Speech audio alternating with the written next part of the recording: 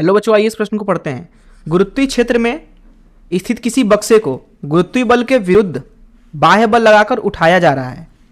क्या बक्से पर कृत कार्य इस बात पर निर्भर करेगा कि उसे कितनी तीव्र गति से उठाया गया? आइए इस प्रश्न की मुख्य अवधारणा की चर्चा करें। मुख्य अवधारणा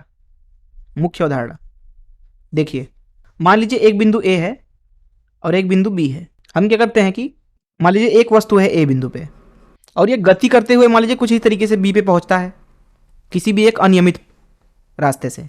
यहाँ पे मान लीजिए कि जो कुल विस्थापन है वो एस सदिश है और यहाँ मान लेते हैं कि पूरे रास्ते वस्तु के ऊपर एक बल लग रहा है कुछ इस दिशा में एफ सदिश, जो कि नियत है, अर्थात यहाँ पे भी एफ सदिश है, यहाँ पे भी एफ सदिश है, यहाँ पे भी। अब पूरे रास्ते वस्तु की चाहे गति बदले, चाहे वो शून्य होकर वापस से बढ़े, क्योंकि यहाँ पे बल जो है वो नियत है, इसलिए यहाँ पे हम कार्य लिखेंगे वस्तु को ए से बी तक ले जाने में एफ सदिश द्वारा।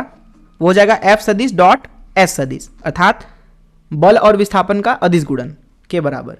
मान लीजिए यहाँ पे थीटा कोण है बल और विस्थापन में, तो ये लिखा जाएगा एफ का परिमाण गुणे एस का परिमाण गुणे कॉस थीटा।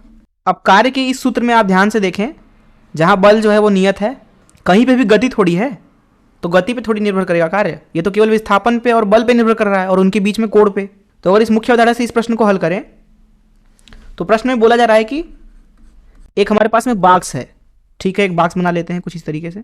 बोला जा रहा है इसको ऊपर उठा ले जा रहा है, तो इसको ऊपर उठाते हैं हम, तो ये धरातल है। मान लीजिए इसको हम h ऊंचाई ऊपर ले जाते हैं, h ऊंचाई ऊपर, ठीक है। द्रव्यमान मान लीजिए वस्तु का m है।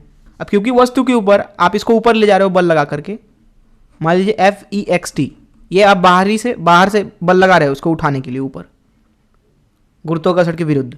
गुरुत्वाकर्षण बल यहाँ नीचे की तरफ लगेगा mg, जो कि ऊंचाई के साथ लगभग नियत है। वहीं यहाँ पे विस्थापन ऊपर की दिशा में है, तो यहाँ गुरुत्वाकर्षण बल के द्वारा कार्य लिखा जाएगा, जिसको WG से लिख देते हैं, गुरुत्वाकर्षण बल डॉट विस्थापन, अर्थात यहाँ लिख देंगे गुरुत्वाकर्षण बल का मान गुणे विस्थापन का परिमाण गुणे कॉस थीटा। अब यहाँ जो थीटा है वो है 180 अंश, जो एफ सदिश का परिमाण है वो है mg, और जो यहाँ विस्थापन का परिमाण है वो है h के बराबर। तो यहाँ पे कार्य लिखा जाएगा गुरुत्वाकर्षण का ऋण mgh। अब इसमें भी कहीं पे गतिवती नहीं है इसके सूत्र में, इसके मान में, अर्थात गुरुत्वाकर्षण के विरुद्ध किया गया कार्य जो है ये वस्तु की गति पे निर्भर नहीं करेगा। तो उसको आप तेजी से ले जाओ चाहे धीरे से ले जाओ, वो तो सदैव बराबर आएगा।